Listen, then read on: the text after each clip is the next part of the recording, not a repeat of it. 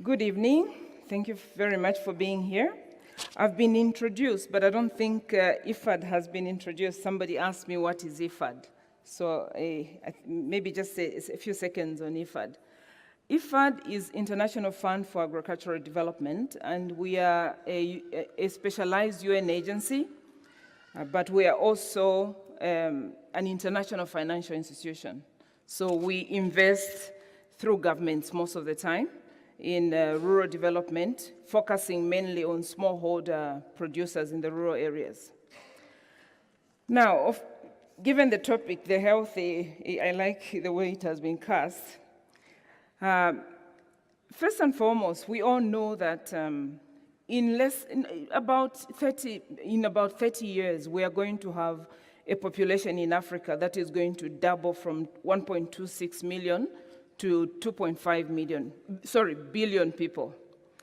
And at the same time, as you have heard from other speakers, we have a situation where we have increasing land degradation and ecosystems that are, land degradation and biodiversity that we are losing, and also the effects of climate change.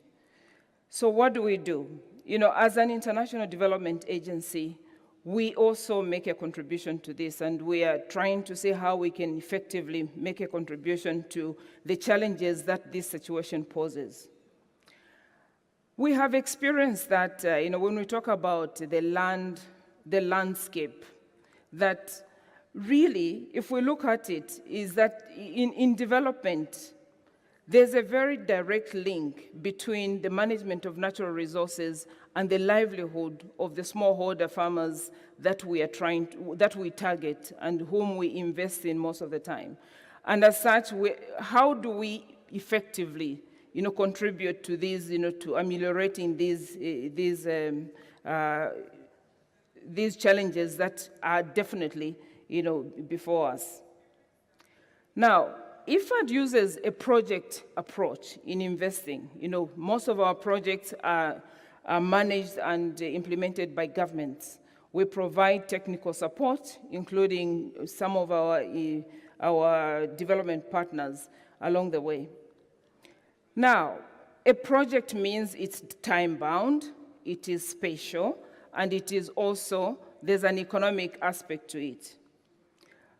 However, these boundaries that we have put around around a project in the investments are posing quite a lot of challenges, in the sense that some of the challenges that we have, they don't have, the time that we have 5 years to implement a project. Usually you find that there's not enough time for us. Teresa will tell you that to grow trees, if we want to do reforestation, takes time.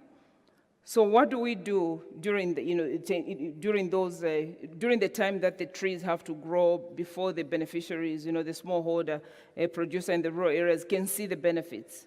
From a project standpoint, what we do is we provide some incentives. We offer incentives where sometimes it could be subsidies or maybe alternative income-generating activities. This is fine, but a tree takes time to grow. So what do?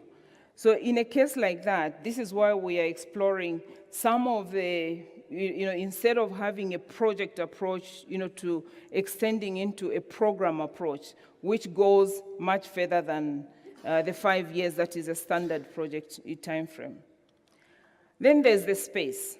The very terminology of saying rural development, it means we are delineating the urban areas. We don't work, we by our mandate, we always work in the rural areas, not in the urban areas. But really, when we talk about natural resource management, they are very linked. There's no way you would see that because of this rural-urban migration that has taken place in the last maybe 4 decades, the people who are investing in the rural areas are the people who are in urban areas. But they themselves, when we talk about natural resources, water and land, we share the use of these resources. For example, water. Water, normally comes from the rural areas, and those are the upstream people who use the water before it gets to the cities. So that's something that we would like to look at, special, that we really need to identify and recognize the linkages that the urban areas and the rural areas have in this landscape. Then the economy.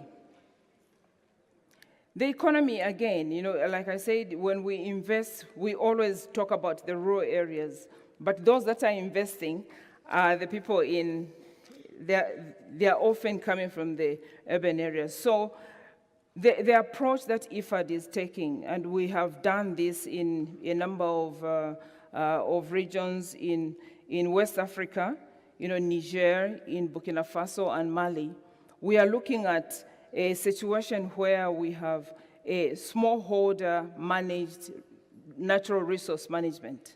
And in so doing, we have managed to be able to invest in quite a number of countries, and thank you, I've got it.